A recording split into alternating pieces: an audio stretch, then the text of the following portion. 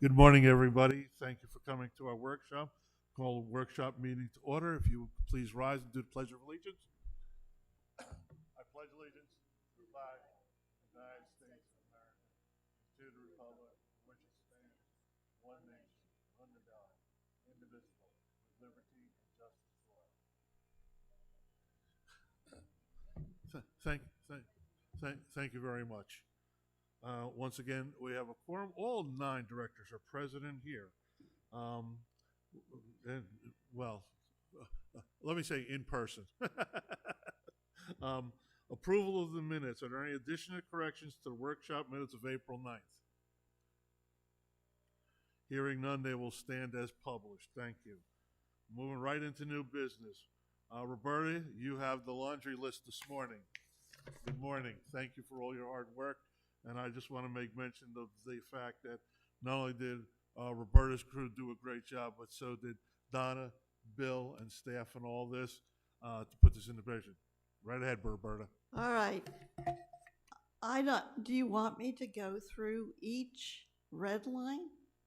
I would prefer that if each one of the individual FA policies, if there's an issue with that, they can talk it because it's a workshop to work our way through it. If there's no other discussion on it, we'll move it for individual motion or vote to the next board meeting. Okay. Well, due to the 501c7 status with the chartered clubs, mainly capital projects, advertising, and sponsorships, which were part of the FA policies, have been either updated through their redlining, or in the case of FA 11, that is more of a staff item and not a policy. So that one is redlined to be removed. Okay. So FA 01 is capital project planning process. Anybody have any issues with the change there? Yes. Okay. So you want me to go through all of them? This is a workshop. That's what we do here. Okay, so first of all, on the first one, 3.1, it just says September 1st. Is that the date for the budget year, or is there a date that goes with that? I don't understand what you mean. Okay, on the first one, it says September 1st, by September 1st. Is that September 1st of the budget year? What are you trying to ask them to do and have it by? This is to, if I remember correctly, Donna, this was part of this. If I remember correctly, this was to be put in to help with the capital planning process and flow chart for Carl to have this stuff put in line by. Right, I understand, but I think So you need a date. this goes into the budgeting process. This is not for approval of the project. This is to put it in there for a capital request. I understand, but that's not, this just says September 1st. It's for the request. It says request, I understand, but it doesn't say for what. It needs to state a date for the budget year. It either says a date or it says budget year. In other words, it's not just, you don't explain what September 1st is. Mr. President, Carl would like to address this. Go right ahead, Carl, please. Again. Each year. Each year. Thank you. September 1st each year. Thank you. So is that the change we want to make? I will incorporate that. Okay. On 3.2.1, it doesn't tell you who it goes to. It just says the charter club must submit a form. The form doesn't say who's getting it, as I can read this, and it also doesn't tell you anything about the process time. So if I'm someone who's turning in a CR13, I'd like to know where it's going. If I'm new to this community and I want to make I'm making this as if you were a new person coming in who doesn't know and hasn't read your policies. And that's what we should be looking at this for. So if you're new and coming in, who does this go to? Why am I filling this out? Where is it going? I mean, you just can't throw things out at people and expect them to understand it. So George, again, process time. Yeah, I Just believe it's on the form where to submit I was it. just going to pull the form up. Okay, Yes. then they just state that it's on the form or something that states that information form. The process time, how long are they expecting an answer back by? Wrong form, sorry.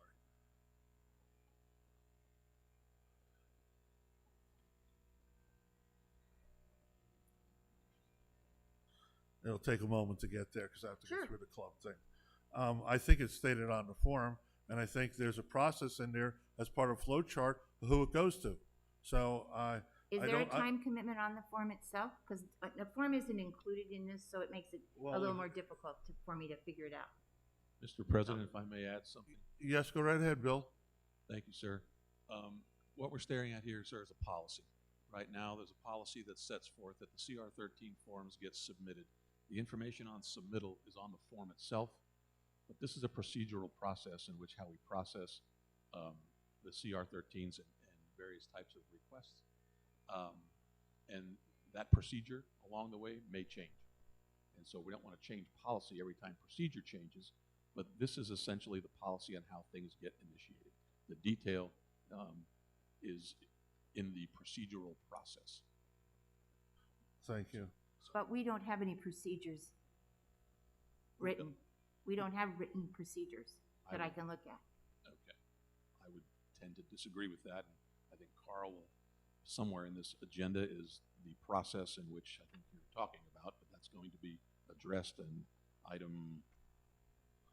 We'll go down when it's for project planning flowchart. Yes. Mr. President, Yes. under 3.3, Sharon, it references FA1 addendum. And on the bottom of the policy, those are listed, the actual capital project planning process. And that process tells you exactly who each form goes to, the month that it goes to. And again, it's the FA1 addendum that has the actual capital planning process, and it gives you the steps and all. Okay, so it was supposed to be in the attachments. It's not in the packet here, so it's hard to, that's why I'm saying there's no, it says see attached at some point in here, and there's nothing attached. So I'm looking at all the way through these that you gave us to look at and read, and there's no attachment with it. So that's why I'm having a difficult time. If I'm a person who's coming in here, will it be attached then in the policies? Will that FA, the one that you have as an addendum, is this attached for people so that they understand it's there? When you go on the website and you look at this policy, if you were to click on that, it would bring up that document. Okay? That's all I'm asking, because there's no this didn't have any addendum on it. On the back side, under the advertising, it's got available online at the rules, regulations, and procedures for charter clubs. It's the very last line of this. It's on the, That's FAO two, We're sorry. not on that. Sorry, I'll stop. Thought that was still in on with FOE1. Right. So, okay. Step one on the on the CR13. Obviously, I'm sure everybody has reviewed that. It says CR13 submittal goes to the recreation activities manager and then forward to facilities manager for cost estimates and then return to the club president. It's on the form itself. CR13. That's the process. Okay? So I'm trying to figure out what you want to do. You want to incorporate all these into a policy? We have policies. When Bill says there are procedures, then I don't know where these procedures are written, because I've been informed that we don't have procedures. We have bylaws, we have policies. We do not have procedures, because Well, procedures were, We're a Okay. policy board. I understand. But Okay. if I'm a resident here, I need to know how to function if I want to do something. It's right there. It's step one, step And my two, step question, three. George, my question was, why is there not a, and Bill answered it, is that there is no timeline for when they have to get back to a resident, that we haven't set these up yet, evidently. So my question comes back, is this going to be part of this at some point in time? Then we tell someone when they expect an answer back? Is that what we're doing? I don't know what we're doing. I'm trying to figure out what we want to do.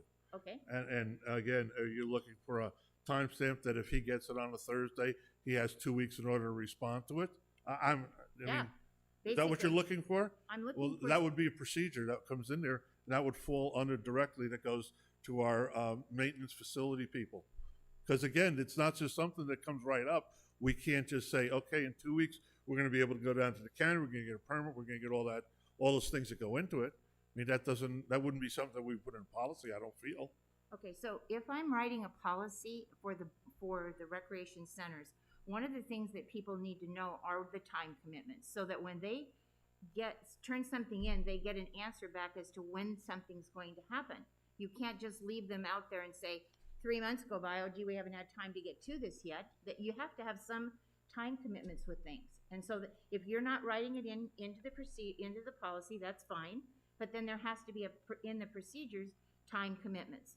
And if you can't get to them, you still let the person know that send in the CR13 that you're working on it or getting back to it or whatever's happening to it. Otherwise, you ask the person who's turning it in, and I'll use the dog park as an example, suggested that the dog park people turn in a CR13 if they wanted a wash station out there. She hasn't heard back from anybody about, and I don't know whether they've even turned it in. She said, how soon will they get back to me? I don't know. I don't know the answer to that. Well, it's in step 1, 2, and 3 on the form. Right. Okay? I'm going to belabor this to the end. CR13 submittal goes to the recreation team manager and forward to facilities manager for cost estimates and then return to the club president. Right? No date. The club president presents a cost estimate to the board.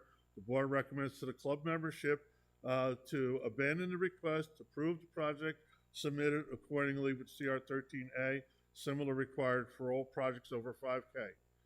CR13 is submitted to the recreation activities manager with copies to the club membership's minutes indicating the membership approval for the submission of financial obligation.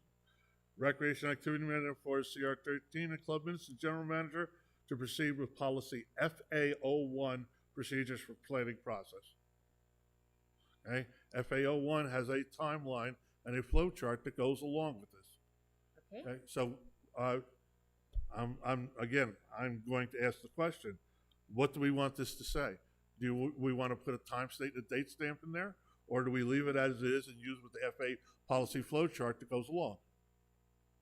Mr. President, also on that form, it says at the bottom, note, charter clubs, capital project requests should be submitted by September 1 and for final review by the November Charter Clubs Committee meeting to be considered in the following year's budget. And then it has to go through the whole Right. Then it budget goes, process. then there's a time frame FA01 for capital projects. Is that okay? I hope does it satisfy your request? It's fine, thank you. Thank you. Okay, FA01. Is there any other discussion on this? If not, we'll move it for an up and down vote at our next meeting. Hearing none, that'll be that. Roberta, FA02. Okay, FAO2 regarding donations, memorialization. I have a hard time with that word. Naming, and we took out and there, removed it. Naming and advertising guidelines. And basically, I was referring to the document that we presented to the board in January and was approved. And instead of it being kept with the general manager, it's now being put under the RRNPs. So all the clubs have access to it. Okay. All right. Any discussion on this? Yes? Right ahead, Sharon. Available online at the rules, regulations, procedures for charter club appendix. Is this somewhere if they click on something online? You go under charter clubs. Right, Under online. clubs, and there's a list on there where it says documents available. Okay. Well, it's under the SCW club site. SCW clubs, yes. Yeah. It's all available. All these are available. Lou? Many of these policies have hyperlinks at the bottom. Mhm. If we could put a hyperlink to that, that may resolve that issue. Oh, well, that's something we can ask IT about if there's a hyperlink for these. They're available to click on and download. I did a number of them this morning.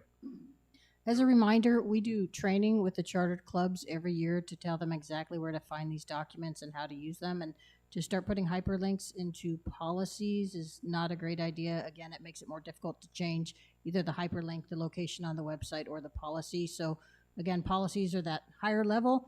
The procedures, the intricacies are down further. But again, we do that training every year with the chartered clubs, so they pretty much know where all this stuff is. Lou, does that satisfy your question? I'll be honest with you. I've had issues with going out to the web and finding stuff. Ultimately, I have, because that was my goal.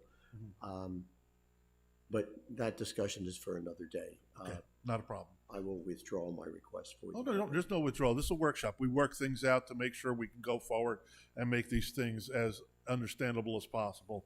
And a lot, with time, we'll get there. Every one of these policies are a journey. That's the best way I can put it. Thank you. Is there any other discussion about FAO2? Hearing none, we'll move it forward for an up and down vote at our next meeting. I think you're a go today, Roberta. Oh, yeah. You're going to put in for mileage. All right, our next one is FA7, Association Approved Non-Event Advertising.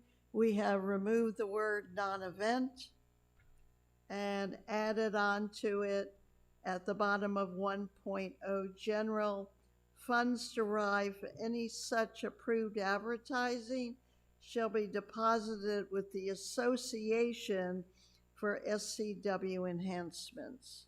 This is in compliance with our 501c and 501c 7 and 4 issue. Yes. Not a problem. A discussion? Has the 501c7 issue been resolved? To this point, as I sit here right now, it's on our agenda farther down, Lou. I'm not going to speak for Ann because that committee and all that, I have not been involved with whatsoever. And from what the scuttlebutt was, we're almost there. I think we have a number of 3 or 4 outlying clubs that we have to deal with.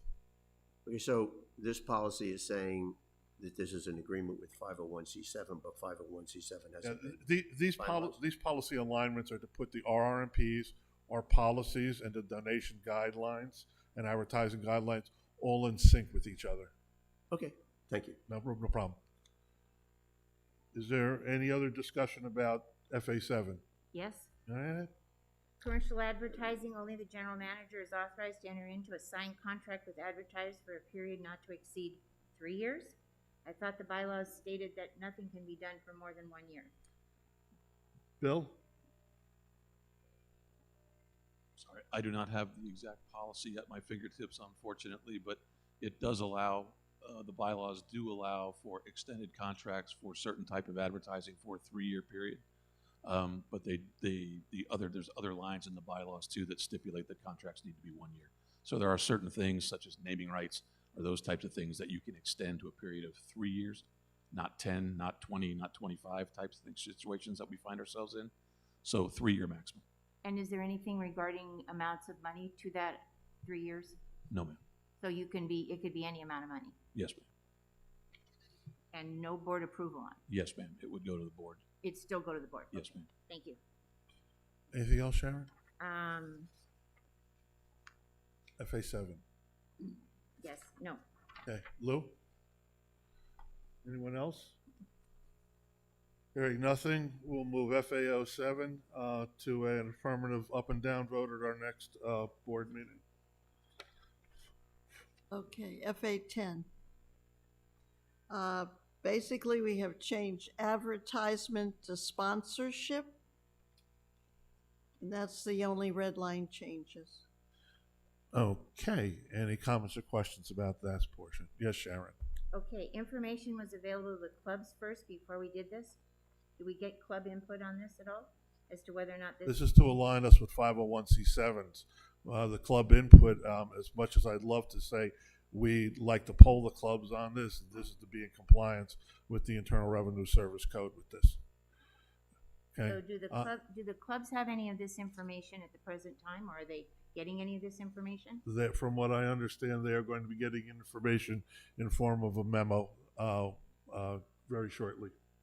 I believe, and again, Ann's item on this subject is a few Okay, items down I'll on wait. this agenda, and I think all that will be explained. Okay. Okay.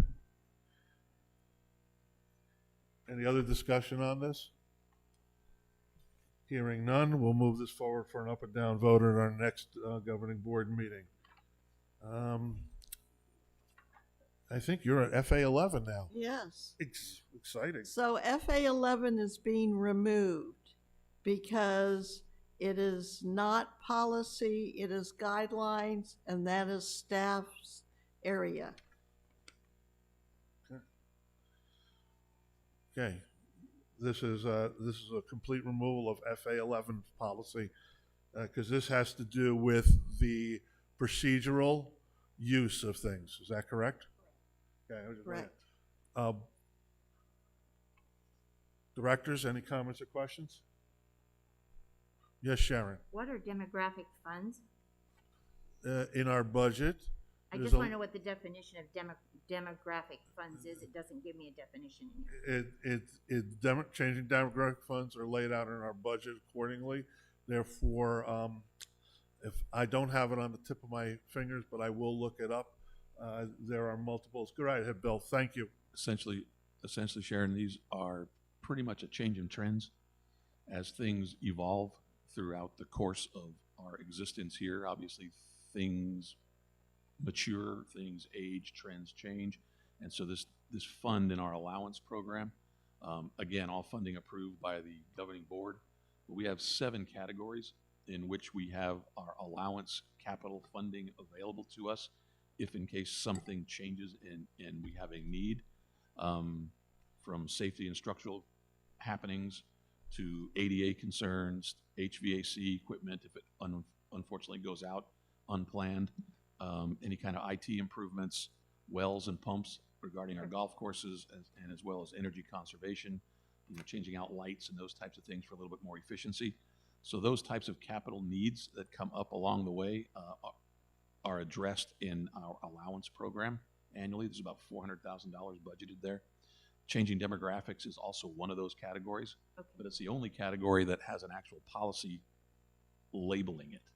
So all the other 6, just we go about a way that we present the issue and the item to the governing board for approval and move forward. And the same would hold true to any kind of changing demographic need that we see.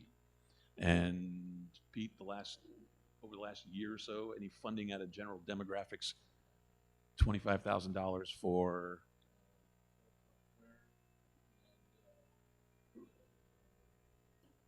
I don't know if you heard that, club software and design work for Beardsley. Okay, so then there's no demographic, when you said 7 categories, this doesn't remove any of that then? Negative. Okay, I'm just asking so I knew what it was. Thank you. Thank you. Anything else, directors? Any comments or questions on this? George, Yes, can I just yeah. ask one question? On the very last line of 3.4, it says any project given final approval, this is the part that we're removing. Any project given final approval by the governing board shall be included in the association's 5-year plan. Mhm. So how does that fit in now if you're removing this? If, in this particular case with demographic funds and taking it out, we don't have a 5-year plan, so is it going in the master plan? Hence, one of the reasons we're asking this to be removed, because allowances don't fall into a 5-year plan. Right. Allowances are what-ifs. Yes, So that's one of the reasons we're asking Okay. this to be removed. thank you. No problem. Anything else? Directors? Any other comments or questions? Hearing none, we will move this for an up and down removable vote at our next governing board meeting. I think, Roberta, I think you got one more, and then One more. you get a break. Okay, because of the change in FAO2, by adding in advertising as part of these guidelines, this document was updated. And the last section, advertising and sponsorship, has been rewritten and redone to include both those categories. And there's a few other minor changes, but that was the main reason for the update. Okay. And This is not for us to, this is for information only. information only. Okay, these guidelines are part of the procedural portion that goes through the general manager's office. Is that correct? Well, it'll be on Yeah. the RRMPs RMPs, now. okay. Directors, any comments or questions about this? Yes, Sharon? Okay, on the page 3, individual donations for common areas may be determined by staff. And then it goes on to say all other significant donations, $10,000 or greater, require review by appropriate committees and the general manager. So anything, if I'm reading this correctly, anything under $10,000, staff can simply say yes or no to in regards to a donation. Is that what that's stating? Yes. Okay, and is there any review by the, I mean, it just says by a process, any donation requiring installation must be approved by use of the CR form process. So again, there's a process evidently on how they do this. I got that part. But the individual donation, does it have to be is there any specifics as to what you're getting into? And who determines whether the donation is under or over $10,000 if it's a, Well, it's a thing? Well, and the not money? donation dollars would be very simple, whatever's on the donation check or whatever it would Excuse be. me, you just interrupted me, I didn't get to finish my sentence. So what I'm asking is, I understand that money can be counted. I'm saying if it's not money, who determines what's worth $10,000 or more? Who's making that decision? Well, this is a procedure that has staff to do it, so staff would be doing that.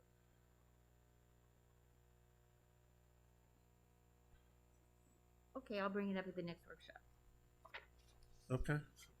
Okay. I can give an example.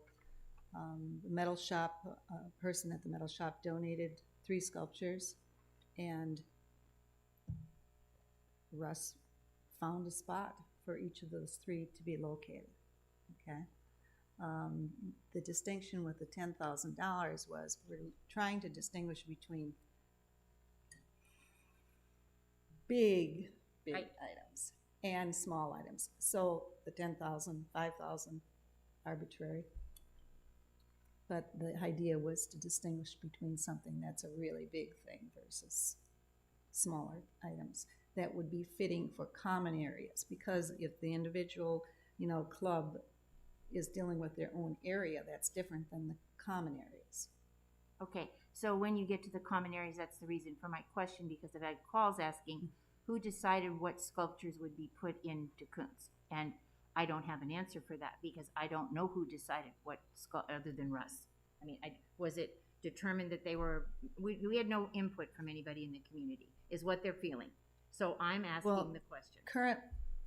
Currently now, we have a committee, Arts and Design Committee, that kind of thing could go through. When this was written, we didn't have that. Okay. So that would be a legitimate method, would be to use that committee. So that's, But prior to that, we didn't have that. okay, so then how do we put that into this so that we have a committee now? Well, the committee is a special committee, which means it's not permanent. So if we put that into policy and then we don't have the committee, where do we go with that? I just want the general, I mean, if you Yeah, live in I Sun know. City West, you should be able to at least voice opinion other than just writing to Bill and saying, I don't like this, or calling a board member. That's what we're here for, is just make sure that they're happy with what's going on. Okay, so I don't know how to get ourselves out of that because of the lack of permanence of what we've started. Okay, But I think at that time we can, okay, I'll hold it then to maybe take a look at it as we move forward Yes, with I the think design so. committee. I think that's a That's good fine. idea. Sure. Any other comments or questions about it? Yes, Lou? How would I find it on the website? You wouldn't. You wouldn't find this on the website. This is a procedure. This is a procedure through staff, not us. Okay, so I want to make a donation to Sun City West. Okay. I go out to Sun City West Governing Board. Is that where I look it up? I guess there's a donation and guideline how we proceed that in our policies and bylaws that are there. Yeah, it's been moved to the RR&P P. section on the SCW clubs. Right, so it's Okay. over there now. Okay, that was my question. Yeah. Thank you. No problem. Anything else on this? Okay, thank you, Roberta. That donation guidelines are for information purposes only. All right. Moving on, 3.02, Donna Maloney, you're up. Thank you, Ms. President. This is on policy statement L5, posting of signs and distribution of literature. The only thing that we are adding to this is reference to policy FA10. So when someone is interested in doing such a thing, they need to be referencing policy FA10. Okay. Any comments or questions on this? I got a question. Yes, Sharon. In general, Donna, when you said that, it says here that, it says see policy FA10. So is FA10 also giving us all the information in regards to the signs, or just in regards to commercial activities? FA10 is Is this adding to that, in other words? If you're saying this is going to be under the, no, it's a reference. FA10 is a reference. In other words, if you have a question about it, you go to FA10 to look it up. I'm going to point out that FA10 is association approved single event commercial sponsorship.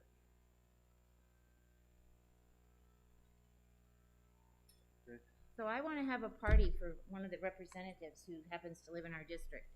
Am I allowed to have a political party and put up signs? If you follow the signage that's here, and this is what it comes down to.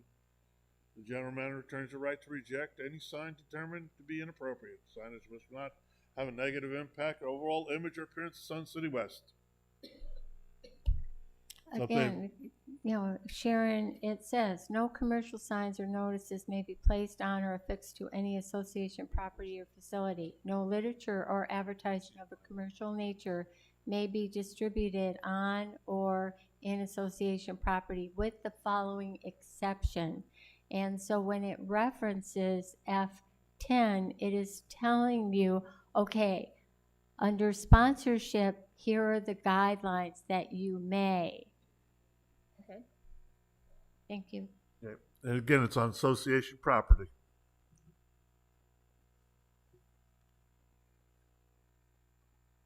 Excuse me. Any comments or questions about this?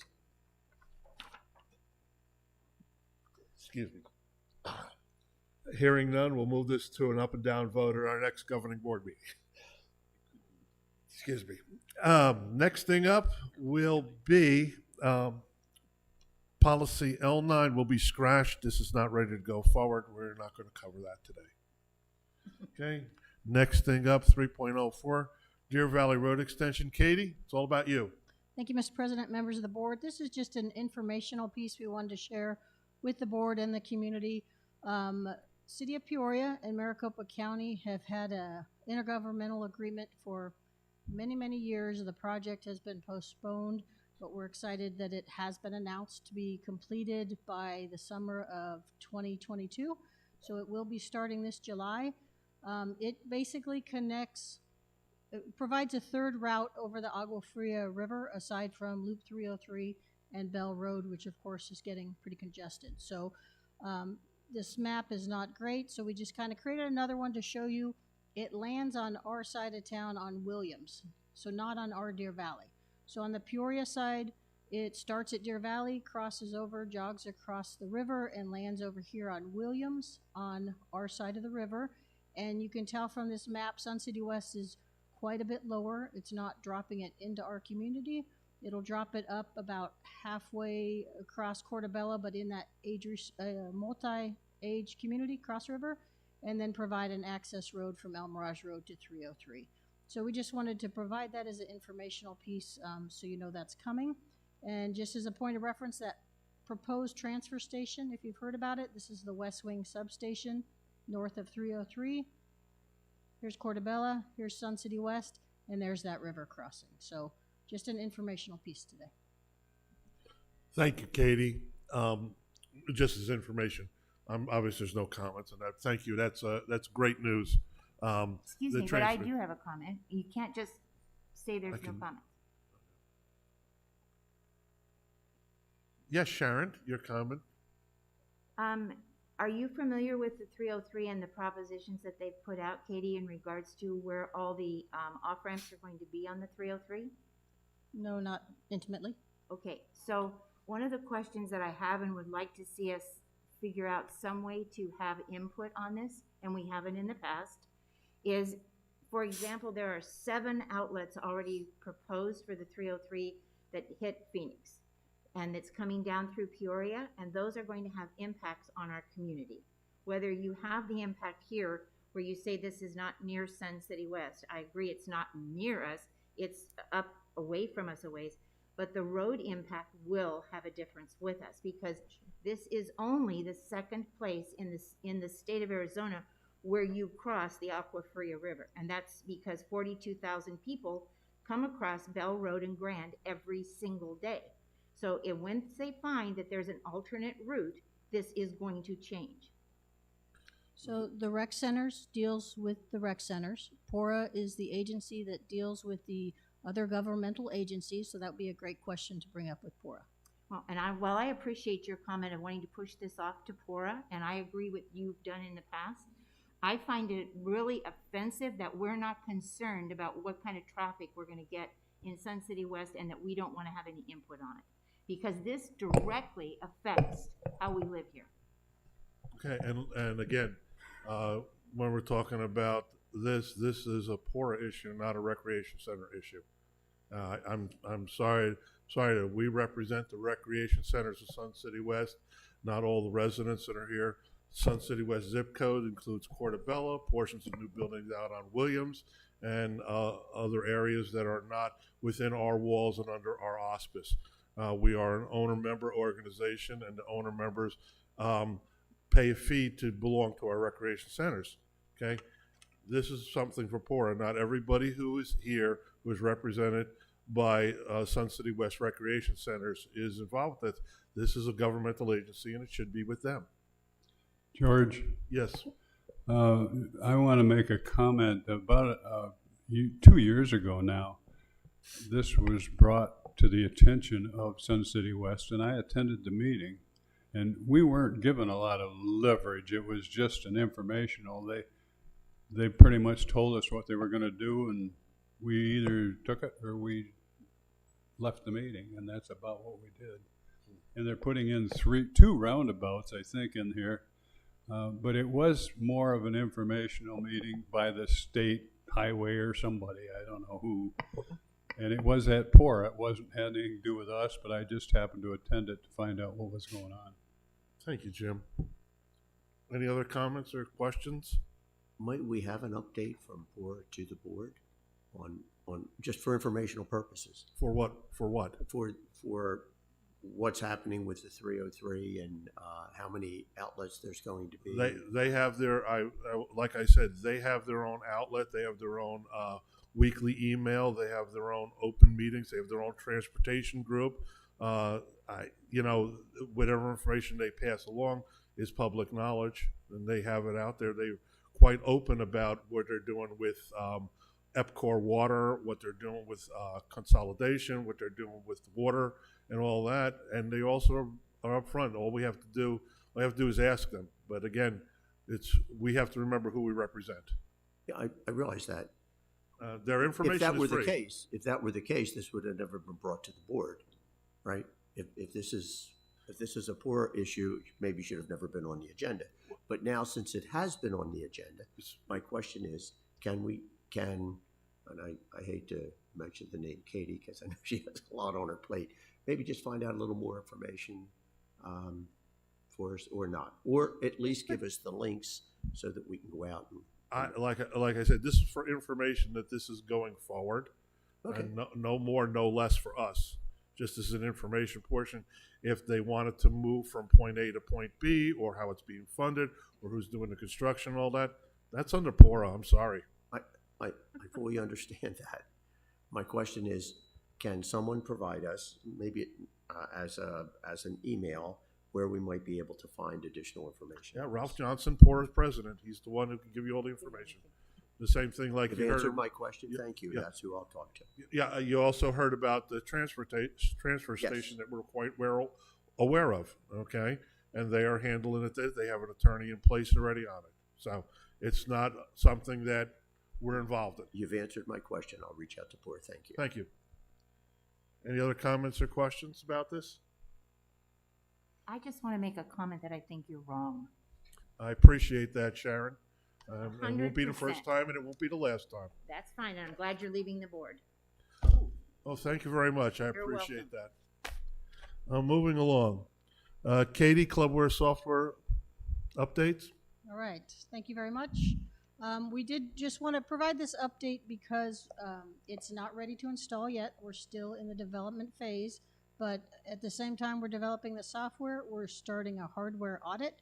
And so the clubs may see some of our techs out in their facilities, and I didn't want there to be any surprises, as well as for if you guys have any questions as we're moving along with this development. So the software development's well underway. The rec centers has provided the data export for testing to the vendor. We've also worked on getting the CR15s, which is the club portion of the data, to us in a usable format.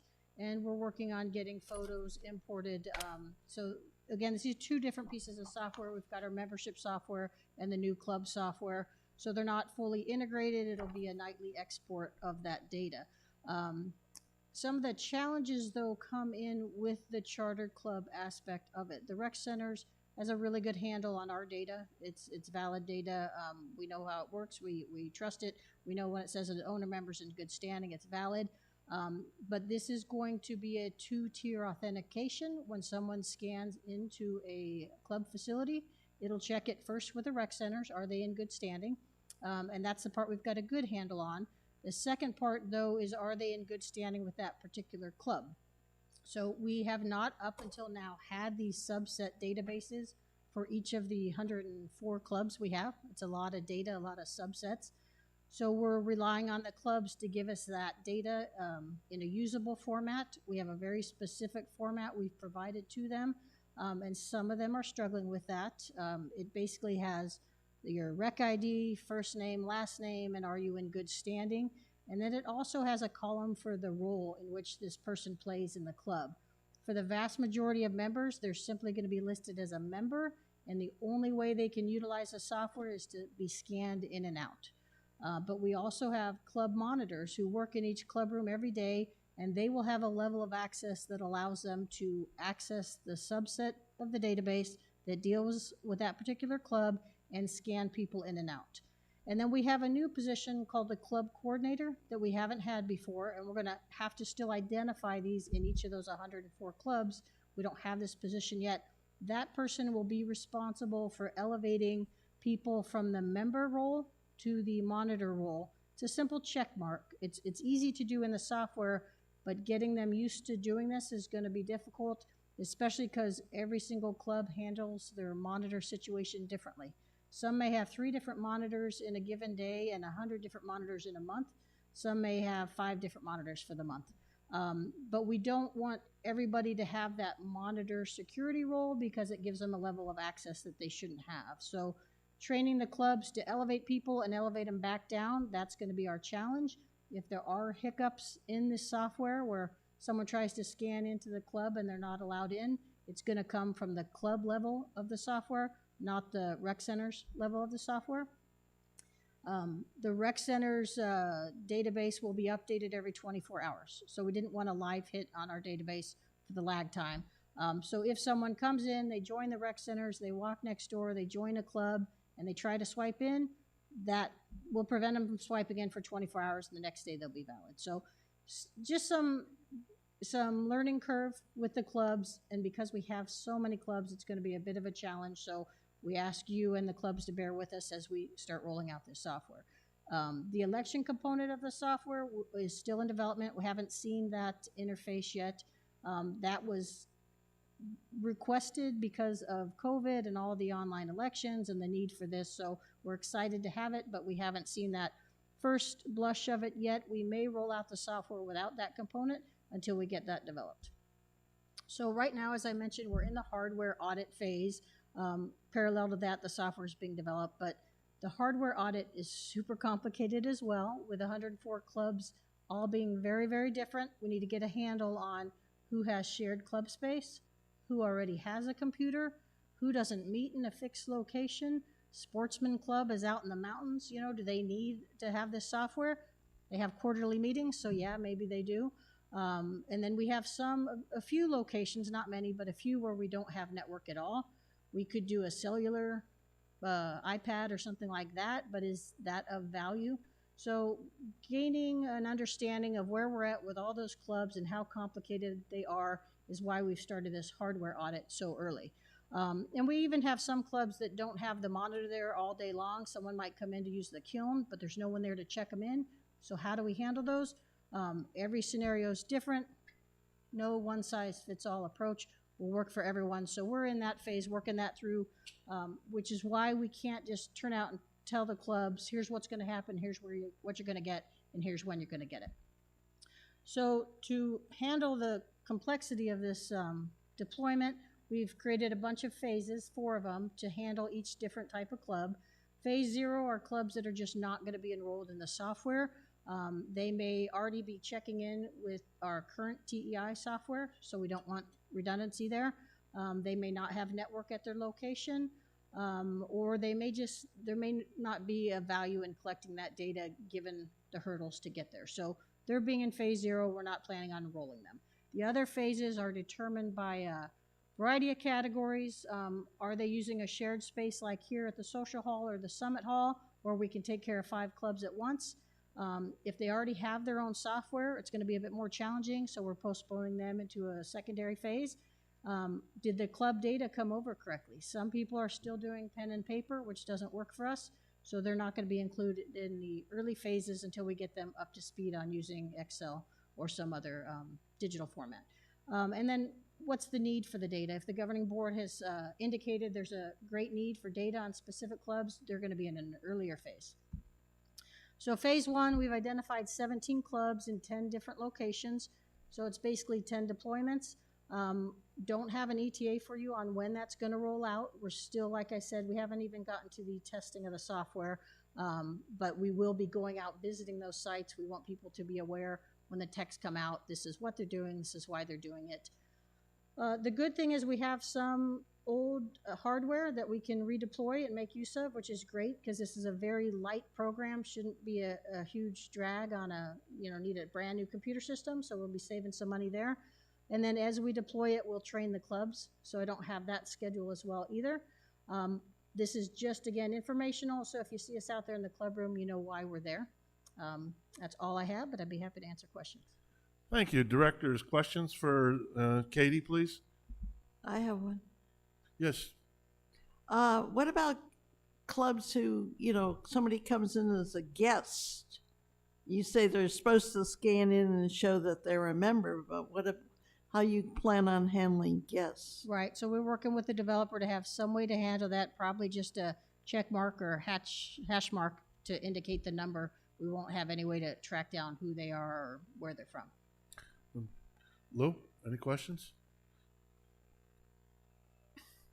I have an IT background, and I just want to say it's a heck of a challenge. Good luck. Thank you. Sharon, anything on this?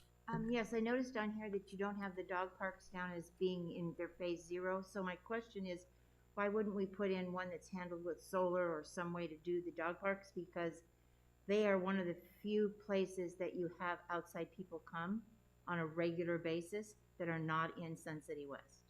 Yeah, the dog park's open, I think, from 5 a.m. to 9 p.m. or a lot of hours. If that's something where the board wants to have a staff person down there, certainly the cellular option will work from a technical standpoint, but whether it's the value of gaining that data by paying a staff person to be down there 12 or 15 hours a day, that's not for me to answer.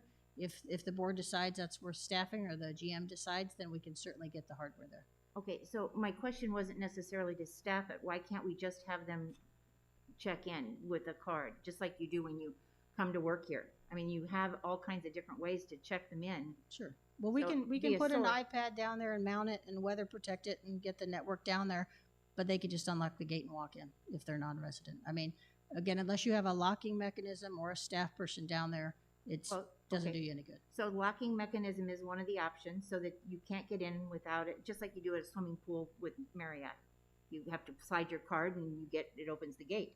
It either does or it doesn't. So if you're there and don't have a card, you can't get in.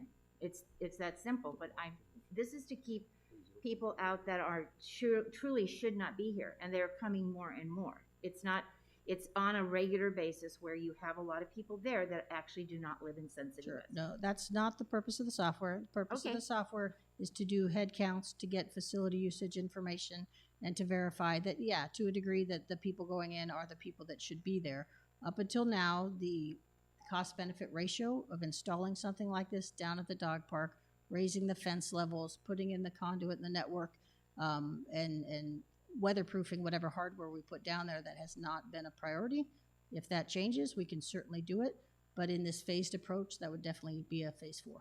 Okay, and so now you said raising the fences. I'm sorry, you think that someone's going to climb over a fence with a dog?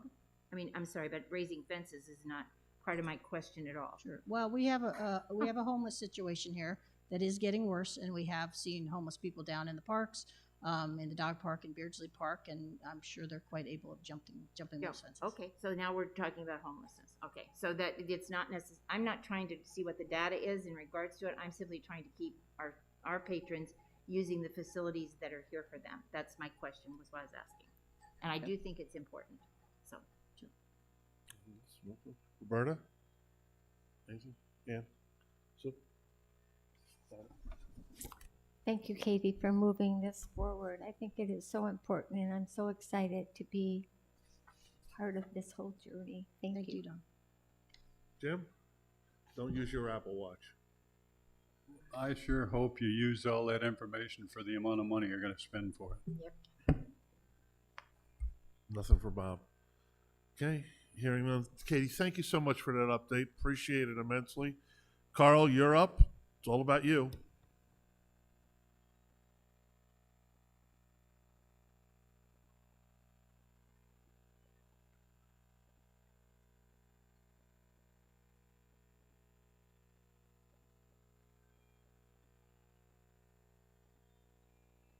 Thank you, Mr. President, directors of the board. I'd like to start this presentation off today first by thanking Director Maloney, who's worked with me and encouraged the general manager to ask me to review our policies and addendum for project planning. Thank you, Director Maloney. I think we've made great strides in organizing this. Most of this information came fruition due to all of the hard work the Director Maloney has done with the RRNPs and charter clubs, and how we process CR13s, what is an FR1 form, and what is the actual project planning process. So, secondly, I'd like to thank our CFO, because over the last 2 years that he has been here, he has very clearly followed our policies on budget timelines. And I mean, the timelines and the policies on the dates that we need to hit for very important events, whether it's capital project implementation into documents so that the general manager can receive it by a certain time, so that clubs can have, committees can have reviews of that information by certain times, and then the governing board, of course. So thank you to Pete Finelli for having such a thorough timeline following our policies. The reason I say these things is because they're all, they all work together. They all flow together to make a project planning process for the rec centers work. On the screen here, you'll see this is the FA1 Addendum A. You will find this under the policies for facilities. It's the very first policy. At the bottom, there are 3 attachments or documents. There is a document of 2 forms for the FR1 form, which I'll explain here momentarily, and this FA1 addendum. This addendum over the years has done its best to describe the flow, the process that we follow when a capital project is suggested. This doesn't encumber capital projects that are repair and replacement. This is pretty much specifically for new capital. Unless the subject was strong enough or large enough or the dollar amount was impactful enough from a repair and replacement, then it would probably flow through this addendum as well. But this addendum over the years has met with a lot of question because it's very vague. First of all, it doesn't really give any timelines or dates. It really doesn't, not all projects require a committee, a planning committee. The demographics of how construction works these days is evolved much beyond. It's much faster. Decisions need to be made quicker for timelines or costs. And this addendum doesn't work with that old school thinking. So it's been revised. You'll see that in the upcoming presentation. And I hope that this helps you understand our project planning process when I'm done. Katie, if you wouldn't mind going to the example sheet. This one right here. Thank you. This is here just for your observation, but again, thank you, Pete, for having such a defined timeline.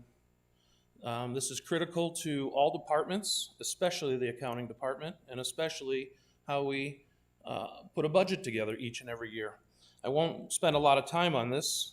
It is provided as an example. It does happen to be this year's past timeline that we've used to get to where we are today in our budget cycle.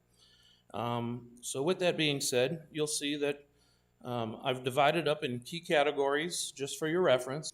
These categories are probably in the sheet that you're seeing on your computer has colorization in it, and it's divided by months. So in certain months of the year, certain project planning and budgeting policy meeting requirements happen. And then you'll also see that there's some in red. The red line items in those months, in those time frames of the year, specifically hit the key points of our policies so that everybody can meet their deadlines, the capital requests that come in, the reviews by staff on yearly repair and replacement, new requests from chartered clubs, new requests from the governing board membership, and the forms that are required to make those requests are on these red marks that you see in this example. So not to belabor that, but that's an example for you to read over and kind of see how our policy timeline works. I'd like to move on to the actual capital planning process. So this that you see on the screen here replaces, with your approval, the old form, the old addendum. I think you'll see here, it's 4 pages long compared to 1. It starts off with no removed information from the old addendum, just added information so that it's clear and that it can be followed by no matter where the new capital request is coming from, and the timelines that are critical to the CFO, accounting, governing board timelines and documents. I'd like to just start off with the page 1. You'll see up in the upper left-hand corner in green the recommendations for a new capital project. Club officers submit a CR13 by July 1st. That July 1st date was just modified by the RRNPs under the Charter Clubs Committee, and helps, if just to kind of start the timeline. Our theory here is that a club president generally is elected in the first of the year, January 1st, and in theory they should have enough time over the 6 months of their leading their club and the discussions of the club and the operation of the club to be able to come up with a reasonable change or request or new capital item. So we've put in a timeline that says, please have this submission of a CR13 by July 1st. You'll notice right below it, is capital project requests from others. Others are anybody, whether it's staff, yourself as a governing board director, a member from our community, it might not be part of a club.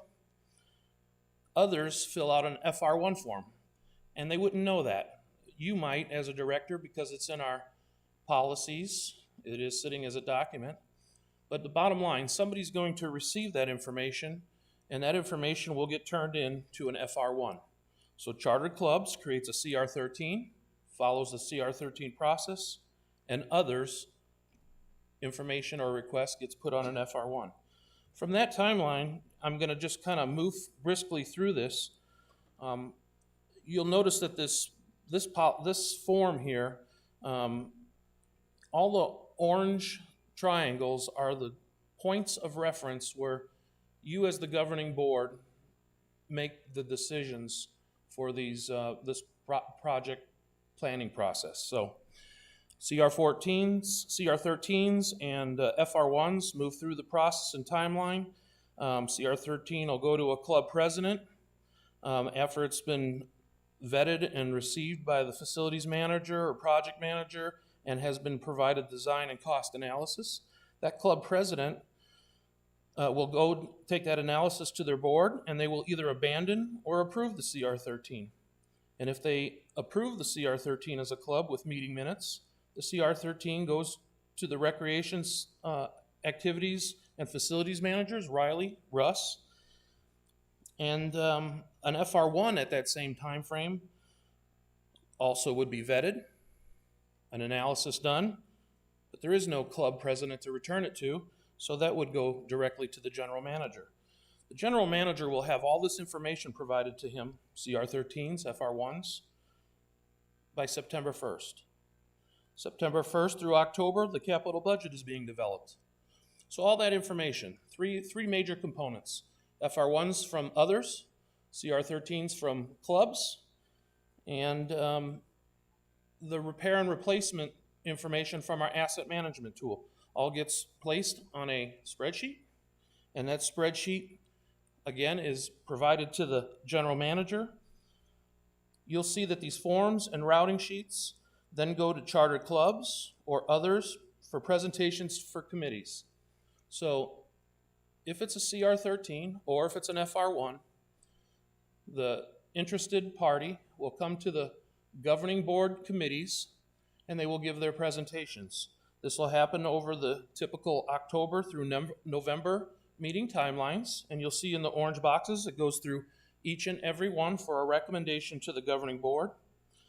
Heading over to the November policy timeline, all committee chair deadlines for capital requests to the project manager and GM, and then over to the November governing board workshop. So just at this point, simply, none of this has changed. We've always followed this. Everything that you're going to see through this timeline continues on and hits all of our marks. But now we have the information in front of us and are educated and can see how this flows. From there, we move on to the November governing board meeting, authorize projects to be placed in the general manager's capital budget. And December 1st, the general manager receives the true capital budget from the CFO. Through December and January, that package, if you will, of the capital budget goes through the committees again, and we start reviewing things 50,000 and greater. From the December and January timeline, we flow into the January governing board workshop. This is a very critical piece to this planning process and is the first change that I've implemented in all the discussions with Director Maloney and staff on how to make this better. The January governing board workshop: determine the status.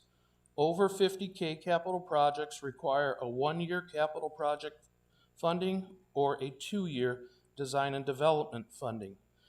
FA1 project planning process, and then you can reference the Rec Center's FA1 Addendum A. So this addendum, then, if you were in need to find that on our line and our policies, you would just refer to this process. The key here is the description between a 1-year and a 2-year project. not every project that we present to the governing board every year requires 2-year planning, 2 years of committee review. The industry doesn't allow us to get accurate bids and timelines to work within those timeframes. So that's the only major problem and change that was missed of all the years past here, that pretty much the old document asked you to do that kind of a timeline for everything. So once we get past the 1 or 2 year description, we're here. February 1st, the general manager receives the overall operating budget, and we flow through the time frame that we have spent together here over the last 2.5 months. February, relevant committees review fee schedules, all of the other policy and committee important information gathering, whether it be golf committee, a lot of the other committees I'm not personally involved in, but so I reference that what the CFO puts in his timeline is covered in that February orange triangle. From February, we go into March. BNF committee reviews budget revisions, if any, as they have done. We move into the March governing board workshop. We're reviewing that budget distributed to the governing board, full-time employee status, income statements, over 50K capital budget with 5-year capital planning. Move into April, and it just repeats itself over the months as we have done this year. I would like to go now to the next phase of what 1 year, 2 year simply means. So, if you had a 1-year project status determined by the governing board back in January, the 1-year project status would flow the typical project planning that you have experienced this year as a governing board. You've approved the over $100,000 items. You've then taken it down to the next level, approved everything over $50,000, and then the final approval is the budget in its entirety. So you will see that if 1-year project status is determined, the project manager facilitates the project planning. January and June, all 1-year projects follow the F1 and the FA facilities and FI budget planning process described in the first 2 sheets. And then we get to the June status of the final governing board decision for a budget. 1-year project approval, I go to work in July 1st. And as you see how we've done in the past, we complete those projects regularly in that 1-year time cycle. Sometimes there's a little carryover, but that is a 1-year approved project. Now to define a 2-year project. So back in June again, in January, if the governing board stated a project that was listed on the overall capital list, that they would like that to be a 2-year project, then first year would be the project manager has a project planning committee, whether that's formed by the governing board or whether it's formed by maybe a subcommittee that's assisting in colorization, or whether it's a staff committee. We take all 2-year projects and we follow, again, all of the FA and FI budget planning process for approval, but we are working on design and development funds. So a good example would be our conversations we've had this year about pickleball. So as you can see, we didn't actually get anywhere with a designated time frame for year 1 or year 2, but we did decide that it was going to go into a master planning discussion. So with that mindset, this is the same thing. Can it be solved in 1 year? Can it be solved in it as a 2-year? Or does it have to have other governing board decision made, as an example, pickleball? But simply, if it's a 2-year, just a larger scale project, we need to do more homework. We need to have a committee formed to help us assist. We need to have community involvement in just the design and development of it. This allows for that to happen in year 1. We get to year 2, now we are in the actual phase that we would be if we were a year 1 project. You would have all that information in your discretion to review, to discuss, go in front of all three committees for approval, presentations given if necessary by either a club or the person bringing up the idea or myself. And we would go through that year 2 process for the budget to be approved and finalized.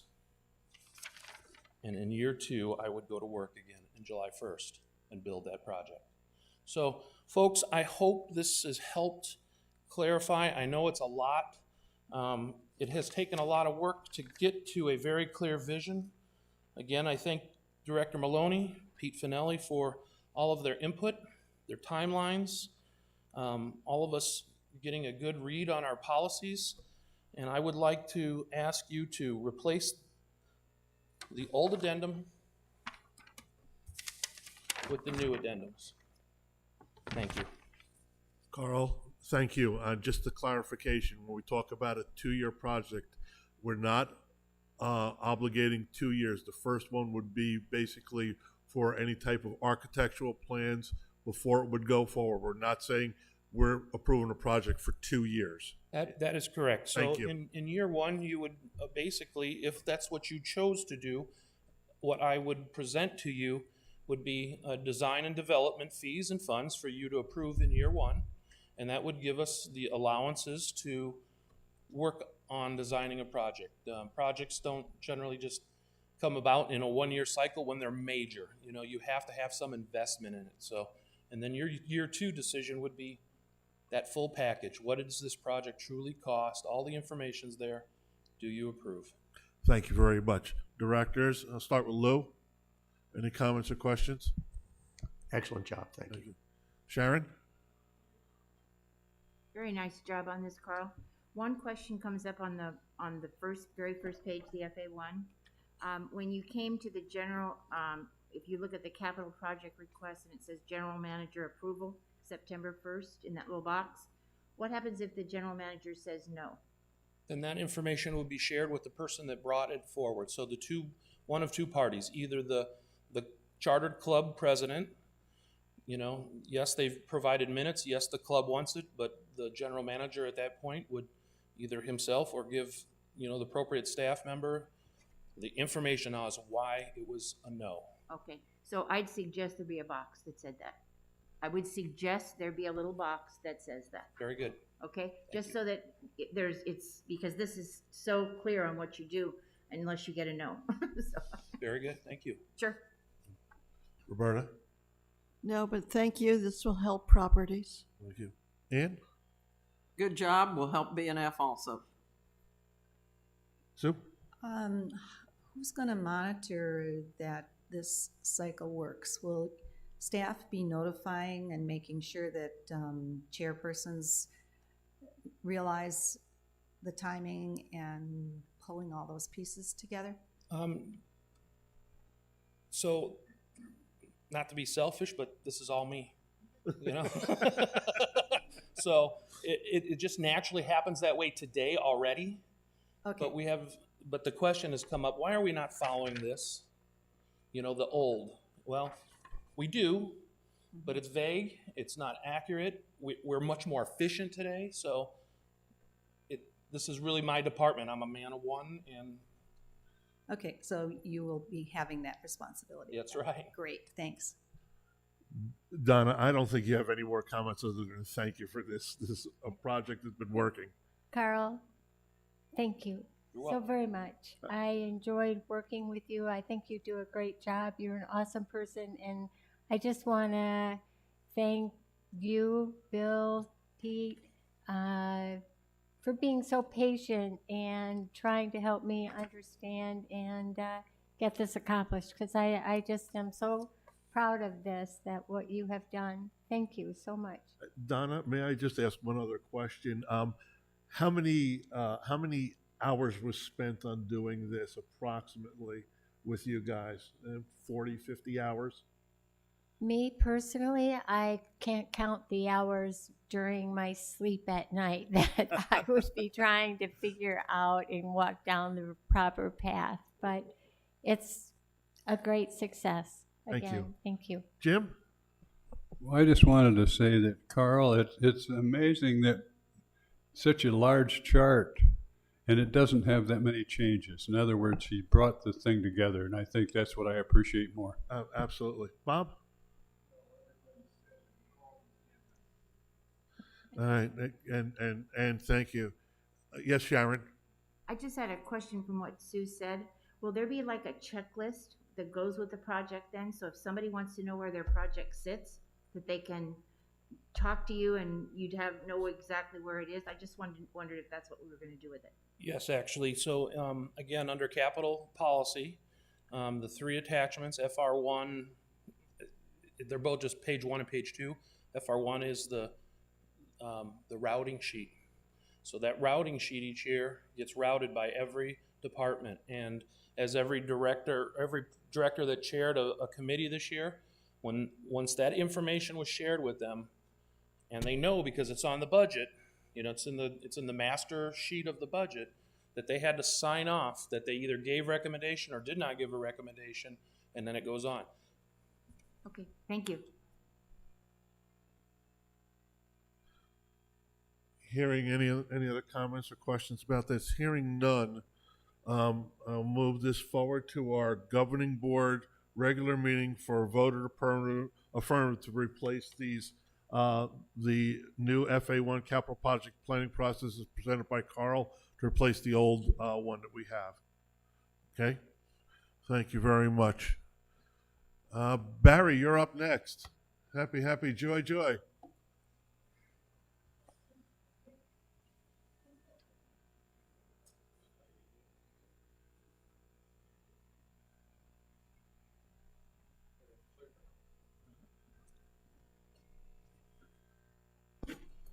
Good morning.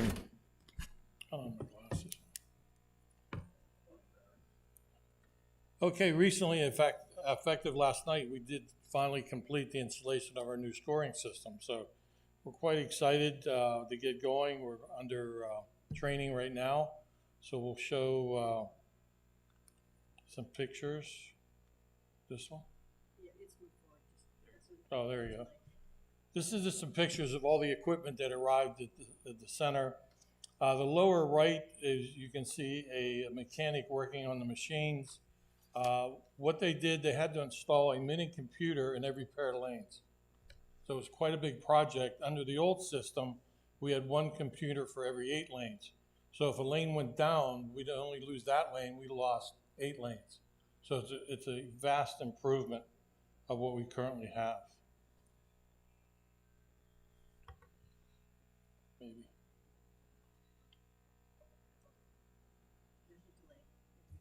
Okay. On the left, that's the computers we took out. The new computers are a third of that size. On the right, we show mechanics installing 50-inch TV screens. The old screens were 40 inches, and they were over 15 years old, and which they didn't make them anymore. So we were happy to get something that was working. And on the lower right, that is just a picture of what all the wiring they had to do underground.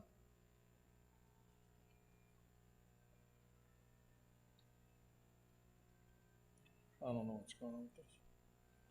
Okay, on the top left, that is one pair of lanes of wiring that they took out.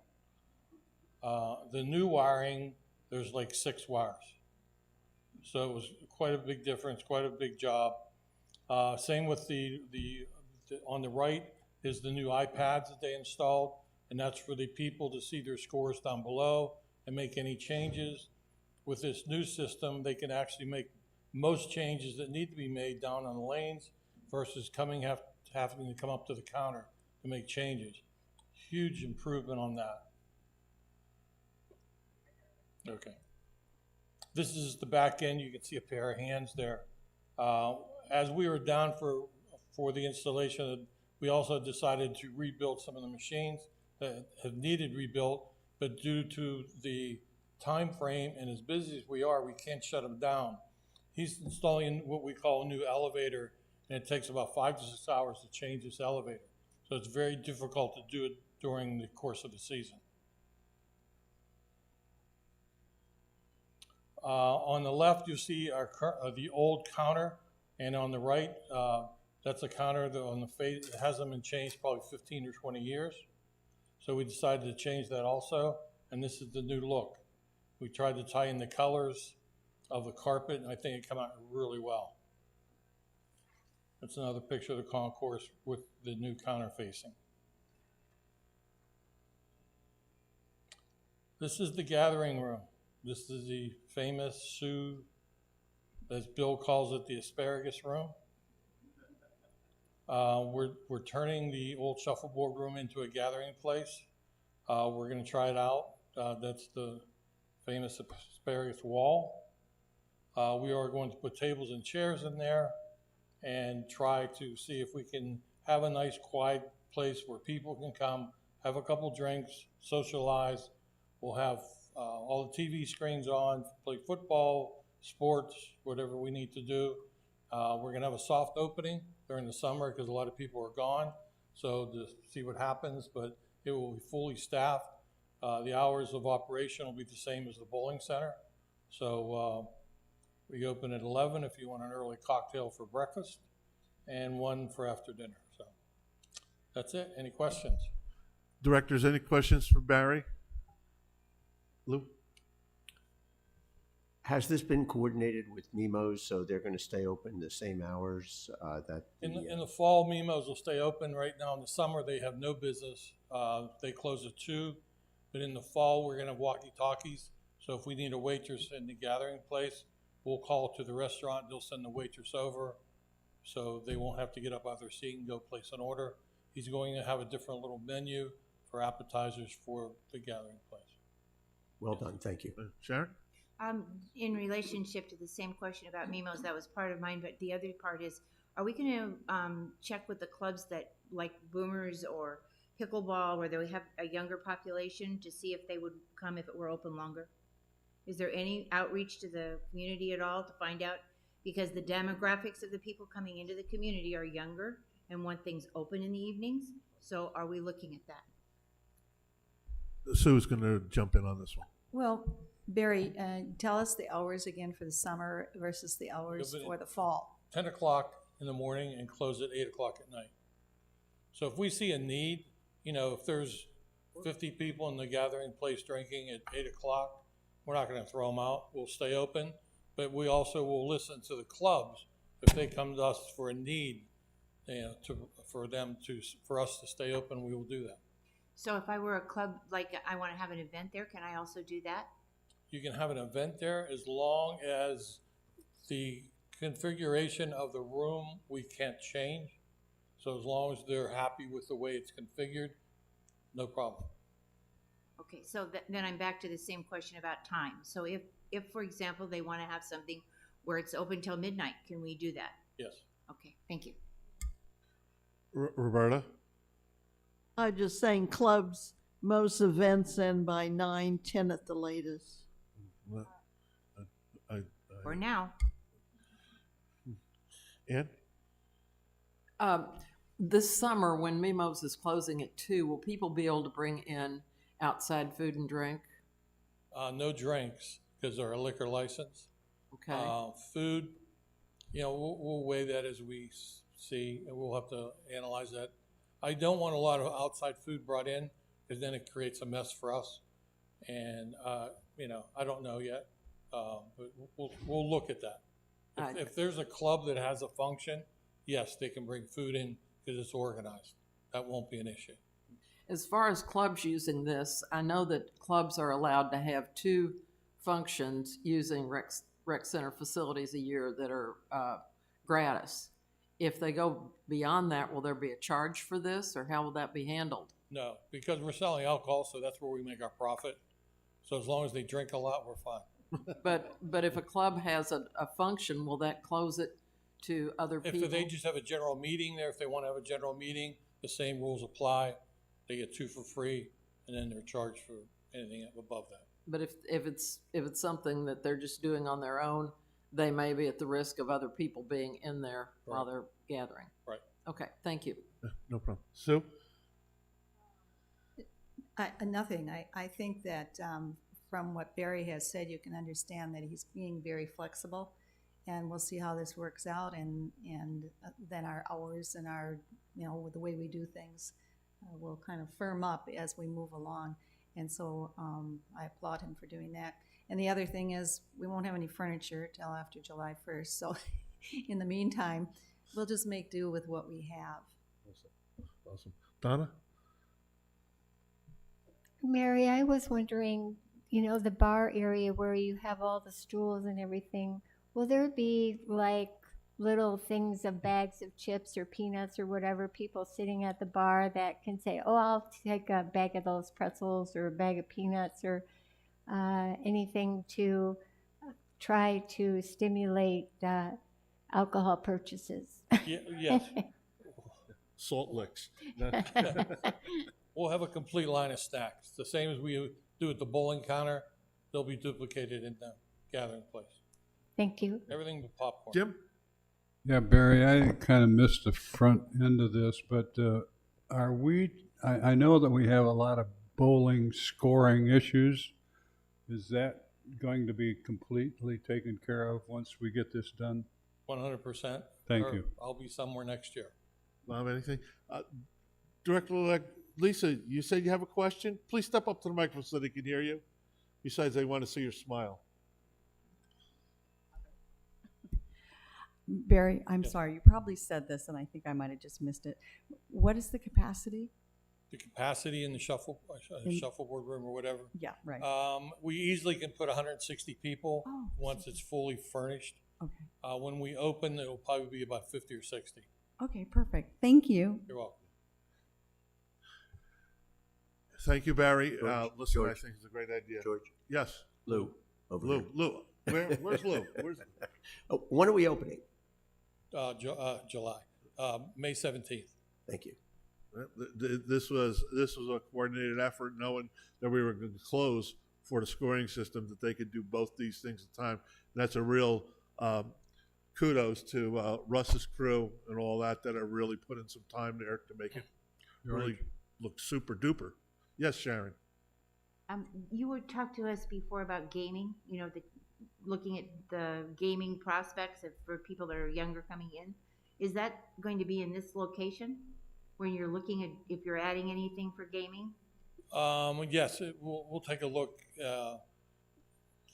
The items that we're looking at are quite expensive, so we don't want to make that investment yet. Sure. But we are going to take a look at different things that we can provide in there.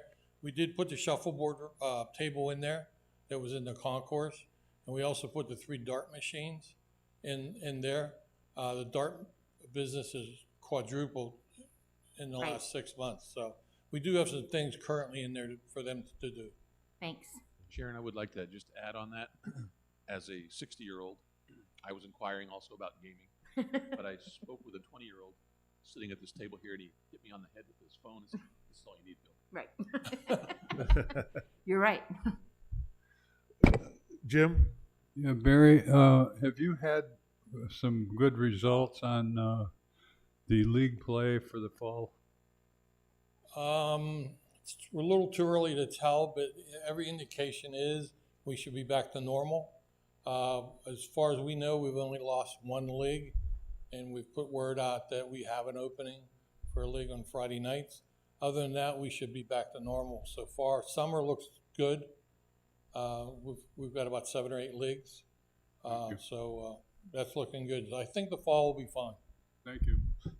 And Barry, thank you so much for all you do at that sports pavilion, because I think it's one of the most underused and underrealized great assets that we have here as far as it goes. I know people who've been here for 10 or 12 years say, "We have a sports pavilion? What are they doing there?" And I said, "I put up your picture and they don't want to go in there," but that's another issue. But I want to thank you. If there's no other comments or questions for Barry, thank you very much. Just one other question about, are you starting anything with fantasy football? Will it go in there? Fantasy football? Yeah. We haven't thought of that, but I would have to look at the gambling aspect of that, since usually fantasy football means money. Right. And with a liquor license. But Ducey just changed all the gambling laws, so could we take a look? Yeah, I'll Thanks. take a look. But we will have NFL football in the fall and college football on Saturday. Very good. Thank you. Okay, thank you. Yes, sir. Just a thank you to Barry. It's been great working with you for the last several years, and we finally got it done. And I'm really looking forward to it. Thanks. Thank you. All right, moving on. 3.08, Ann Brown, you get to use the microphone. Thank you, President George. I have been chairing the special committee, which is the Chartered Clubs Tax Status Committee. I know a lot of people are wondering who is on this committee, so I thought I would tell you, first of all, the committee members. We have had 5 members of our staff, which includes Bill Schwind, our general manager, Pete Finelli, our CFO, Tim D'Angelo, the accounting director, Riley, who is the Charter Club's manager, and Katie O'Grady, general services manager. They have been on it. And then from residents, I have been the chair and also representing the Governing Board and Budget and Finance Committee, and as the treasurer of the association. Donna Maloney is also on it. She's a Governing Board member and in charge of the charter clubs, which are impacted by this. Ken Holtz has been on it representing sports clubs that have advertising and sponsorships, because they're kind of a special breed.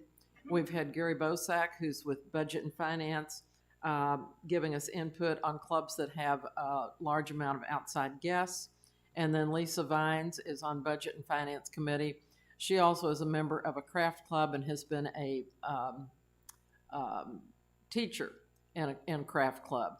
So we were looking for the types of people who might interact with these things. We have a large number of craft clubs. We have 3 clubs that have sports clubs that have advertising and sponsorships, and we have just a couple of clubs with a large amount of outside guests.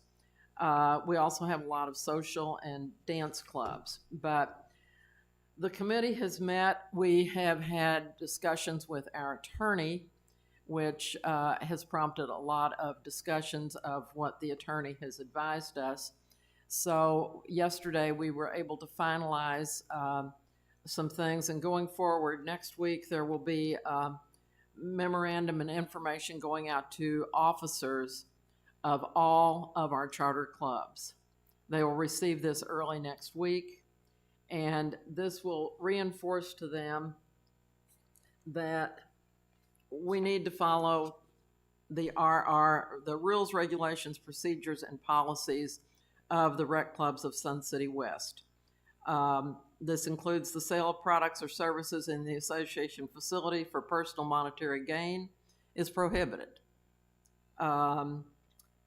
Clubs and individual members should not have profit as a goal.